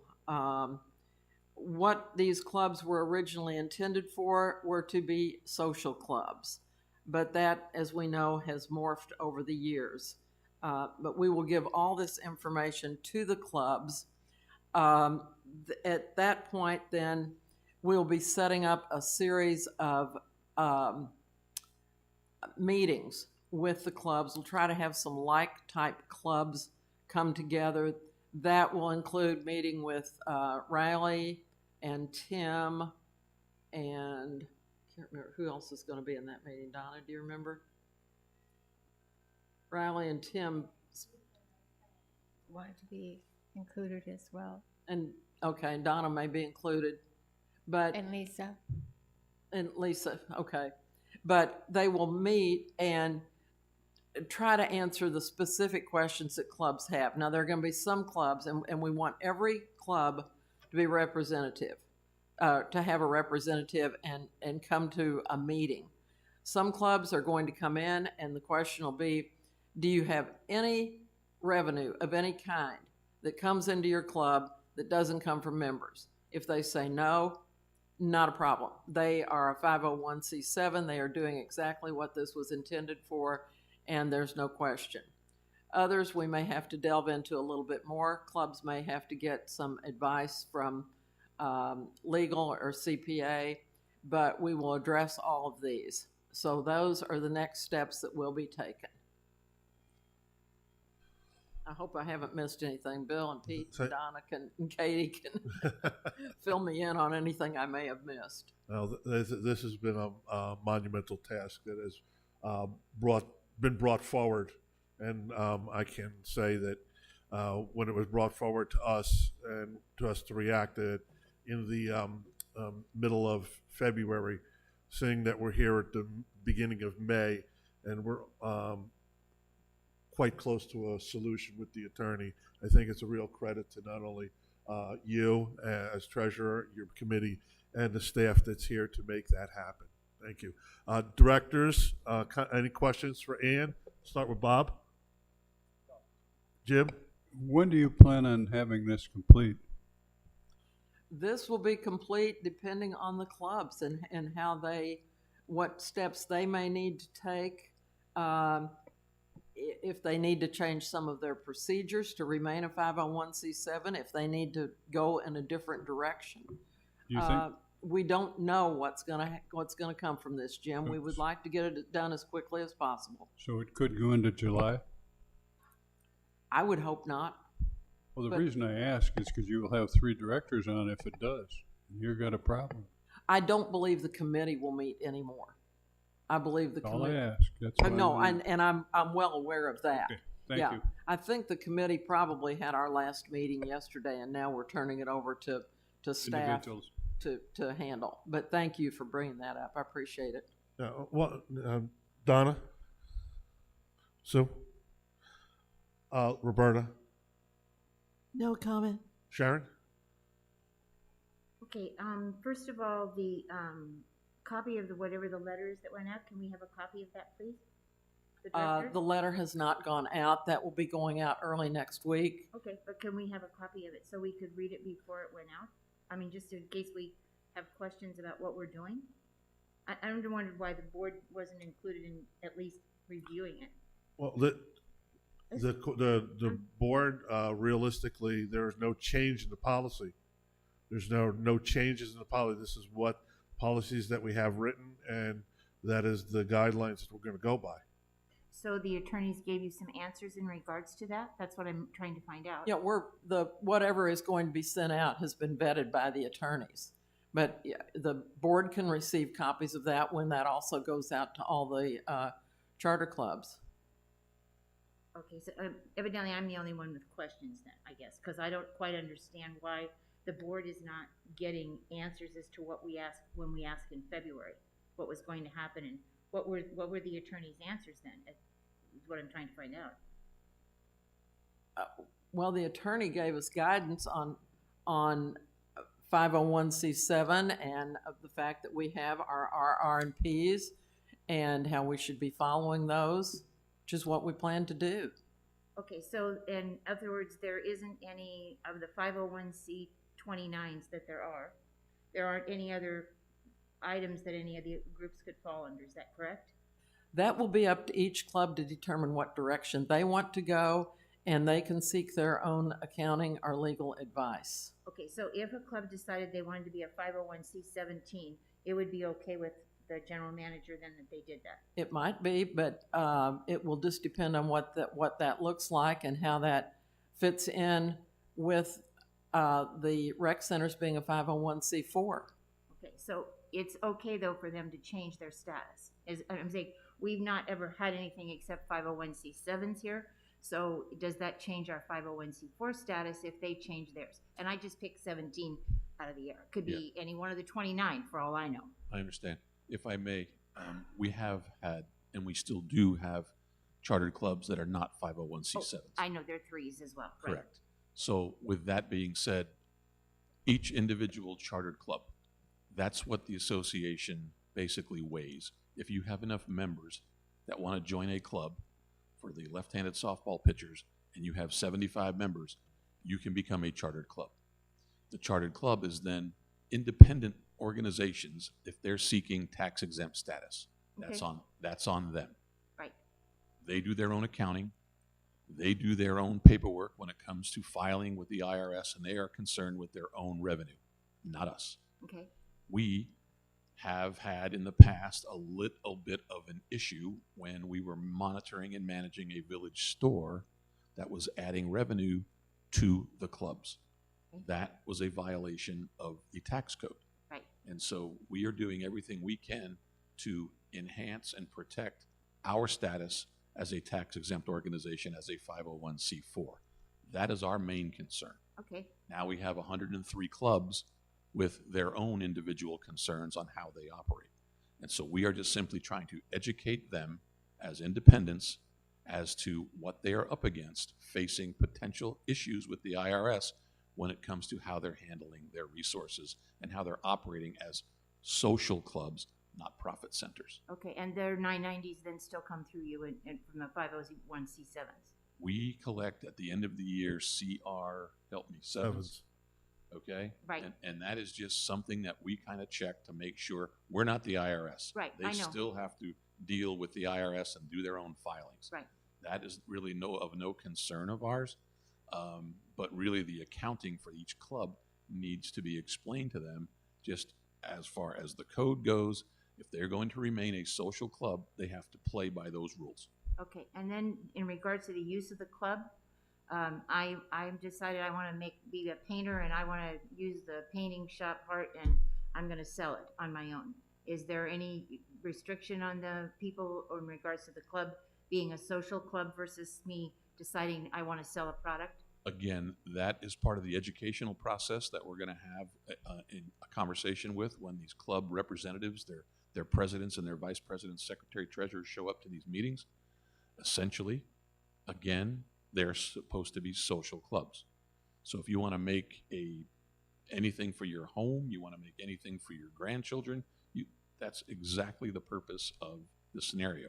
If you start making 10,000 widgets in which you want to sell, I think the club's association would probably have a conversation with you and saying, you're putting us in jeopardy. Okay. But as far as cottage industry goes, I don't know that there's no way that the Recreation Association of Sun City West can control what you do in your home. I agree, that's what I'm asking. If you have a business in your garage and your HOA allows it, right, and no one's complaining about it, and you're paying the appropriate tax or not, that's completely your decision.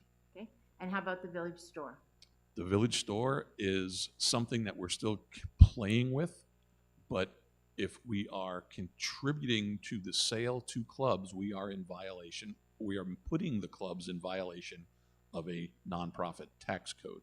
I think the direction we'd like to take as we move forward through this process is potentially retaining the store, maybe changing its name to a gallery, and still presenting a lot of the fine art that's established here within Sun City West, promoting the heck out of that. We want you to join the clubs. This is some wonderful stuff you can learn how to make and be social. That is, I think, a good jump from where we are as to jeopardizing any club's tax status. And if you wanted to go further with it then, and you saw the picture or the plate or whatever it is at the village, whatever you call it, you would contact them directly? A gallery, you certainly could. Okay, so you can promote the person through whatever the stories we have. You can't promote, or the product, and just say, this is, that John Smith made this and here's his business cards are out there. That's okay. I think I could go that far. Okay.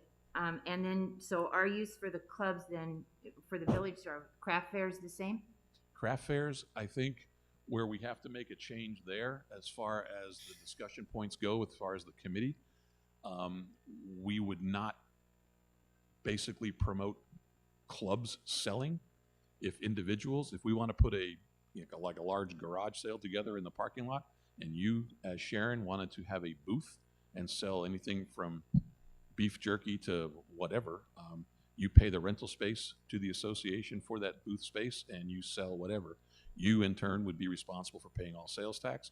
You, in turn, would be responsible for paying independent income tax, not us and not the club. Okay. But And how much, I mean, is it still, it is 35% of what your club makes is? 15. 15%? No, I'm sorry. The amount of tax, the amount of income you're allowed to bring in on a 501c4 is 35% of your membership? Is that what it is? Non-member, not C4, C7. C7, sorry, used the wrong one. Okay. Yes, So 15% of your annual money right. cannot exceed, right, what you're basically bringing in as a member of that club, non-member revenue. Okay, so are you allowed to have guests here if you don't charge them anything? Guests into a club? Yeah. I think each club has their own policy on that. I think they limit the number of times you can visit. Right, but does the rec I don't centers? think they can participate, excuse me. Right. Oh, they can't participate. Not like going in and start cutting wood? No, I don't believe so. Okay, no, well, let's take the card clubs or the other ones. Can the card club have just not charge anybody? Just not charge anybody? Mhm. I think that there's a limit. I don't know specifically what the card club rules are, like Right. Poker 52 or some of those other ones. Sure. I don't know off the top of my head what those guest numbers are. But are we looking at that for the card clubs then? We're looking at not changing policy. Not, okay, so what The I'm, easiest thing we've found that we can do is put the train back on the track. The track is perfect. okay, The track has been operating for 40 years, I think, the way it's supposed to be. Somehow it veered off. The train derailed. And based on all of the analysis that we have put together, the simplest fact is to just put the train back on the track and continue to play by the rules. so when you have pickleball or softball or those places that now have tournaments, Yes. the tournaments are what bring in funds because you have people from all over that come and play. So what happens to those? Are those just eliminated from from them being able to have them? Those individual clubs need to monitor their revenue individually. Okay, They have a 15% limit that they can bring in from outside sources. So if they want that limit increased, raise their fees. okay, But there's really no reason for them to fundraise. right. No, but when you have a tournament, you have to pay to come in usually. That's just because there's charges to go along with the tournament, and I already know you can't write those off versus Correct. membership. I'm aware of that. But I think the goals of the association is to accommodate owner members. Okay. We're not here inviting No. Goodyear, Tempe, and Scottsdale to come here and play for fundraising purposes. No. Typically a tournament. But it is good marketing for us, just as a comment, because that is the way you introduce people to our community. There's I a get lot that. through tournaments. I get that. Okay. But again, each individual club is responsible for their own individual revenue. Okay. Lou? My first question is, we provide space, buildings, for members who are generating income. You're making the 10,000 widgets, which you mentioned. Does that put our buildings in jeopardy in any way because we're providing this space? No, I don't believe so, because I think ultimately the responsibility falls back to the club, because the club is the one responsible for that revenue, not us, right? So it's really Well, it's the something. member of the club, right? It is the member of the club. In other words, I belong to Club X Yeah. and I make widgets. Right. I go in, use our facilities to make these widgets. If I understand your process, we're going to have a gallery. And the gallery, I'm going to put a widget in. And people are going to go in and say, I like the widget. They're going to take my business card. They're going to give me a call. Right. We're not selling, we're not promoting that. That is a concept that we discussed here okay. today. We're not certain what's going to happen. I think it's an option. The artist's business card or their name can be on that piece that say, hey, I made this here.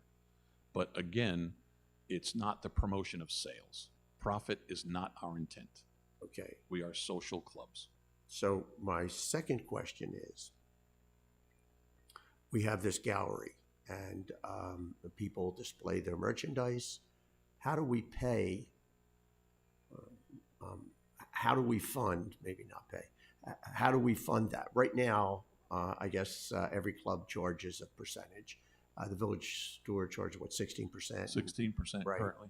So, and that's what funds the staff, the heating, yada, yada, yada. Is there any method in which we will generate funds to cover this cost? It's not our intent. There are things called volunteers. We haven't really decided where the village store or a gallery could be. It Okay. could be in the lobby of a recreation center, which is staffed. It could be at the library, or it could be off-site somewhere, potentially in a building that exists in another building around town that we don't even operate. So it could go a lot of ways. Again, we're not there yet. It's still in the making. The clay is still wet, Okay. and we're just trying to get over the tax hump at this point. Yeah, my concern is more about, we're providing the facilities for that, but I think your explanation is, we provided the facilities, you take your product out of this facility, and now it's up to you. Yeah, we're promoting these social clubs as craft clubs, hobby shops. That's what we're intended to be. Right. Not as profit centers, not as incubators for commercial business. Hobby shops. We're not promoting you to make 10,000 widgets. We'd like you to be able to fix a picture frame in your house, fix a door in your house, or go make a nice piece of metal art for your yard. Perfect. But you start making 20,000 of them, not good. Thanks, Bill. All right. Thank you. Any other comments? Sharon? No. No? Okay. Well, Ian, thank you so much. We look forward to it. Next item on on our agenda is any other Q&A for 5-year budget with Pete. This will be our last review. We will be going for a yes or no vote on the budget at our next meeting. Reminder to all the directors, we need 6 votes in the affirmative to push the budget forward. Any other Q&A for Pete on this? Yes, Sharon. Okay, so I asked Pete once before if there was a way to, number one, I see that there's a date on each of them now, but is there a way to put a bubble out on the side, which is what I'm used to seeing on finance statements, when there's been a change made, so that I can identify on page whatever it is what got changed? If something gets changed on this, I don't know where to start, and I have to read X number of pages to go through. So I'm used to seeing something that went out that said this is changed and why, or this is added and why. Thank you.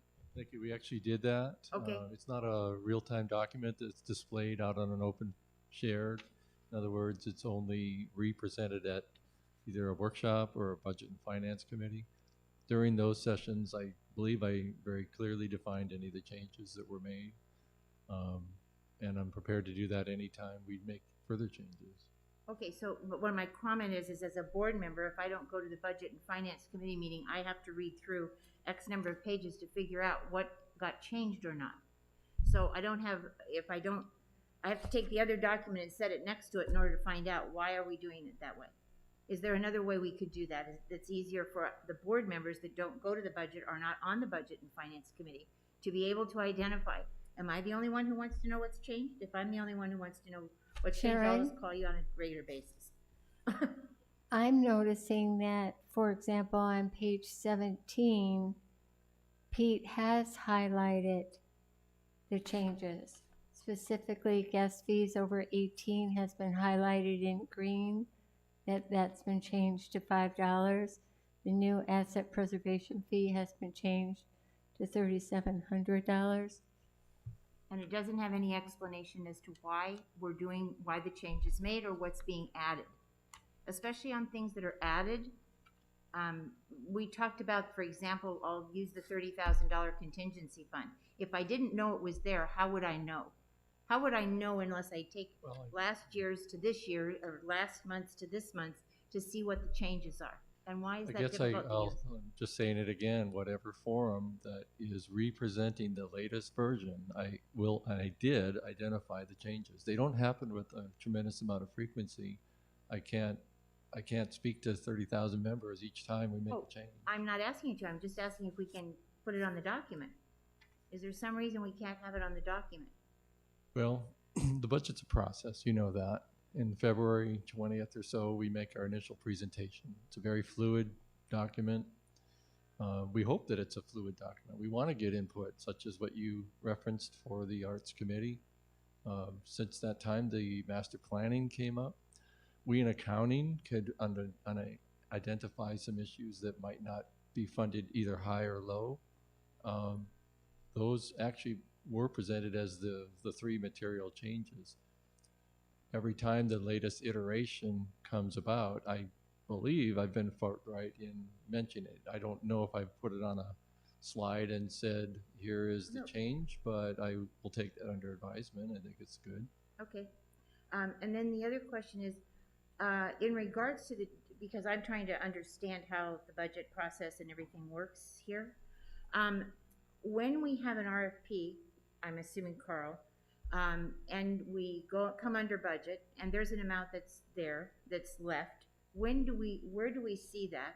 A, and B, how much of it is returned to the general fund? If all of it is returned, at what point is it returned? Policy dictates that, and Policy of what? I'm sorry. the FI, I believe, I don't want to state the number, it's in the financial policies, but the operating income that you're referencing, any high or low that emerges, say revenues were stronger or expenses were, goes both directions. Sure. By policy, at the end of the year, we do what's called a true-up, and those funds are extracted from the operating income and are moved to the reserve funds. In answer to your question on the capital spend that's lower or higher, but typically we don't ever have the authority to overspend the aggregate amount of the capital budget unless we can say there's savings from a different project, and the general manager has been given that authority by policy, so that every time there's a $5,000 overage, he doesn't have to go to the board and say, hey, we're $5,000 over. If there's savings that are already built in from projects that have already been funded, then he has the authority to pull those.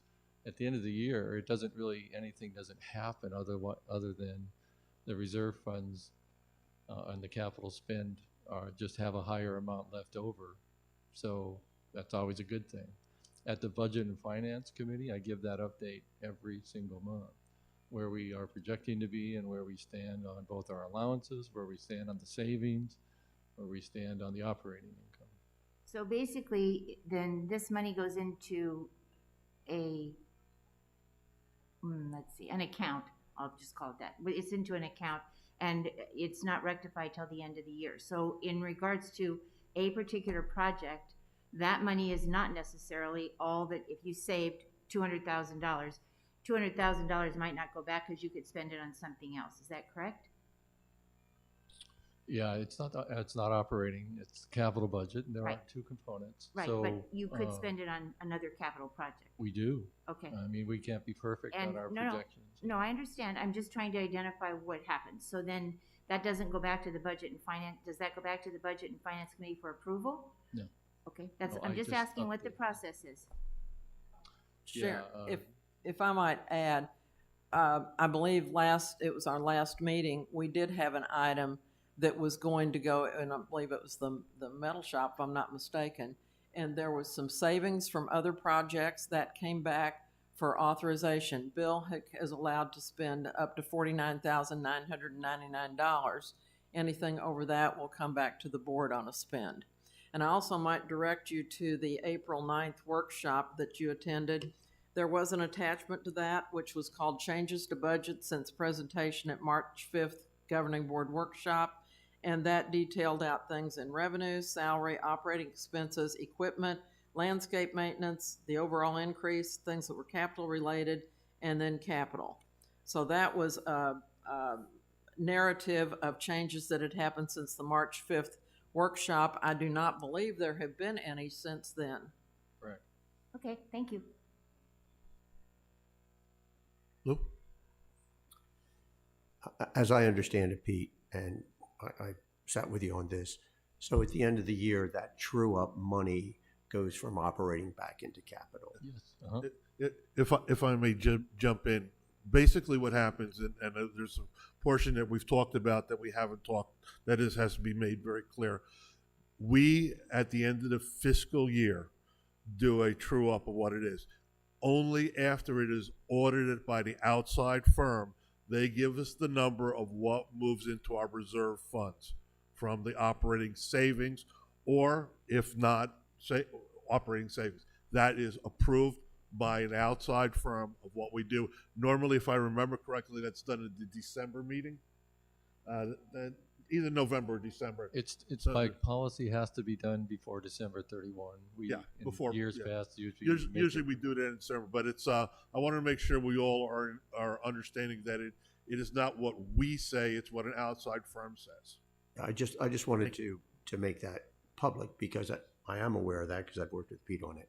So there is a process in place, and that process is followed, and any surplus from our operating budget subsequent to the approval of the auditors and subsequent to the approval of the governing board then moves from operating into capital. Thank you. Thank you. Any other comments or questions? Directors-elect, any comments about the budget? Well, I know you probably don't want to have anything to do with it. There I'm being, oh yeah, well, we know where you live then. Okay, very, very good. Thank you, Pete. Thank you for your comments and questions. That will be moved forward for a vote in the affirmative. Just remember, directors, we need 6 votes to approve the budget, and it goes on there. Board director comments. I'm going to start with Jim. You need, no. Bob? Donna? No comment. Sue? Lou? No comment? Sharon? Just one. Bill, you made a comment that, you know what, I'm gonna just wait. Thank you. Roberta? No comment. And? Once again, I want to thank all directors for their hard work on this thing. Workshops tend to be a little long, but I appreciate all we did. Guest comments and remote comments. Any comments from our guests, staff? Anybody else? Hearing none, I'm going to adjourn the meeting. The governing board workshop on June 4th will be in our social hall right here. That's a workshop. Our next meeting is May 20th. Thank you very much.